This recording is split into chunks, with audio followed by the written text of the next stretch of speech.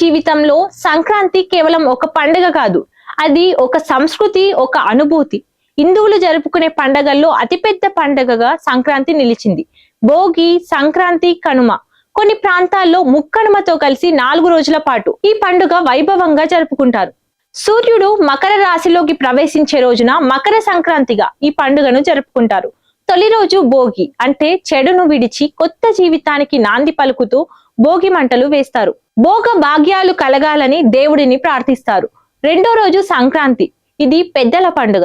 ఇంటికి వచ్చిన కొత్త ధాన్యంతో పాయసం చేసి దేవుడికి నైవేద్యంగా సమర్పించి ఆనందం పంచుకుంటారు.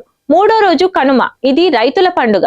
పశువులను పూజించి వ్యవసాయానికి తోడ్పడిన వాటికి కృతజ్ఞతలు తెలుపుతారు. ధనుర్మాసం నెల రోజుల పాటు ఇళ్ల ముందర రంగురంగుల ముగ్గులు, గొబ్బెమ్మలు, హరిదాసుల కీర్తనలు, బుడబుక్కల వారు గంగిరెద్దుల సందడి పల్లెలకు ప్రత్యేక కళను తీసుకొస్తుంది. ఆ ధనుర్మాసానికి ముగింపు పలుకుతూ మకర సంక్రాంతి వస్తుంది. కొత్త సంవత్సరంలో వచ్చే తొలి పండగగా జనవరి 13న భోగి, 14న సంక్రాంతి, 15న కనుమ జరుపుకుంటారు.